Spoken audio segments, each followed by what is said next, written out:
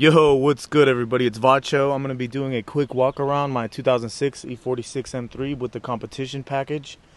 Quick background on the car. I'm about to hit the 4-year mark with it. I got it with 113k miles, just hit 150. So far it's been a blast. Solid car all around.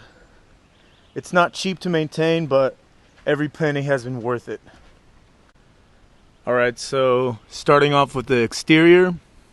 2 words, OEM plus. No blacked out kidney grills, no blacked out lights, no halo lights, no carbon fiber lips, none of that. Yes, I am one of those OEM plus guys. Imola red is the color I chose. I love the color because it pops out. I mean, just look at it. Nothing special. On the outside, like I said, all OEM track decals. These are Black Flag decals.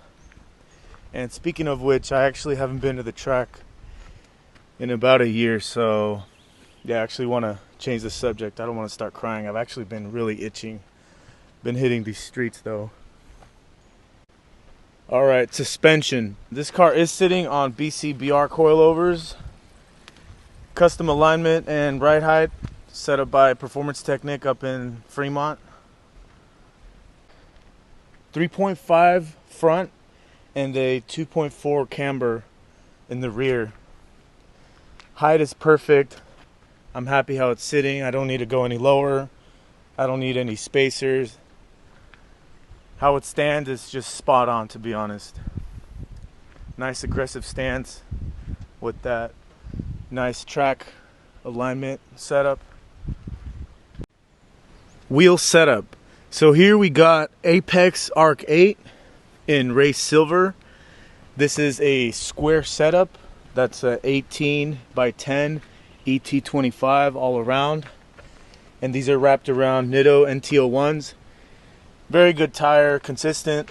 I've actually ran Toyos in the past, R888s, R888Rs, Potenza RE71Rs, Dunlop Durezas. But so far this is my favorite tire. So I'm running the Motorsport Hardware race stud kit. It's the 82.5 millimeter with the conical nuts. Brakes, stock, nothing special. Stock pads, stock discs. However, I am running race fluid. That's the Multul RBF 660.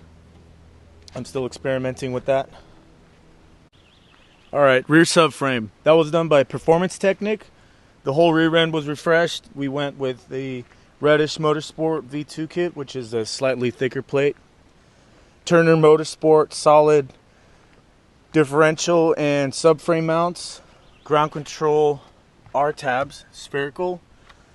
SPC rear camber arms. Those are nice. Lots of adjustability. Moving on to the interior. When you step into the office, first things first, as you can see, OMP head restraint seat. It's the HTR. And this is mounted on a VAC Motorsports solid mount kit, adjusted to one setting. No sliders, as you can see. To be honest, if you're going to run sliders with a race seat, just stick with the stock seat because there's really no point. Alright, so here we got the CAE shifter. Hands down, best shifter you could get, period.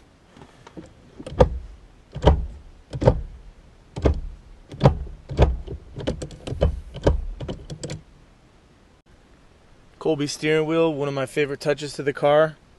I actually picked this up from one of my buddies. He was parting out his E46 M3. I copped it off of him. Needs a little bit of cleaning, but still looks nice.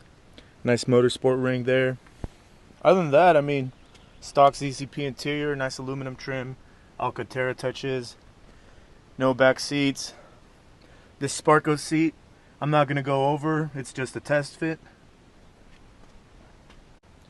Sound deadening removal, that was a DIY. I used the torch and scraper method. I didn't go with the traditional dry ice method. Seems to work better on Japanese cars. I don't know if it's the material with these European cars that's different, but it worked out fine. Took me about 40 minutes. Pretty straightforward. Came off like butter.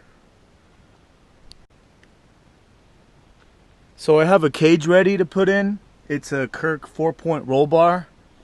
And along with that, I have a Schroth 6-point harness. Carpets, center console is going to have to come out. And while I'm doing that, I'm going to do the front section of the sound deadening. I'm also going to get a carbon fiber plug to delete this sunroof I don't even use. Alright, we're under the bonnet now, which is the most common question. So basically, as you can see, pretty straightforward, nothing special here. All stock besides some weight reduction mods, AC delete, mechanical clutch fan delete, nice Bimmer rolled hoses. Other than that, I mean, that's it. No intake, no headers, no tune. Eventually down the road, but to be honest, I'm happy with the power it makes. Healthy S54. That's the last thing I'm going to touch in this car. So maintenance, very important topic when it comes to this car. Rear subframe, done, check, don't have to worry about that. However, I still need to address the vanos and the rod bearings. Alright, so fluids I'm running on this car is OEM BMW for differential. I'm running Redline tranny fluid and Ravenol engine oil. So I did drop my tranny last year. My clutch went out at a event at Laguna Seca for Bimmer Challenge. So I did all that good stuff. In the process, I went with the Tilton twin disc ultra lightweight flywheel kit, AKG 75D mounts, which increased the NVH and the cabin noise, but to be honest, I really don't mind. Yeah, so I've actually done 15 plus track events with some drift events at Sonoma. Alright guys, so that's going to wrap it up. Basic overview. We got weight reduction, drivetrain, and suspension mods with plenty of seat time. Man, I love this car. It's solid as fuck, very fun to drive. Stay tuned for my next episode. My cage and my harness is going to go in. And let me know what you think about my setup. Comment on there. Any recommendations, what I should do next. Let me know if you guys are local. I'm here in the Bay Area. Maybe we could carve together. I'm always out here. Right on for watching. Peace.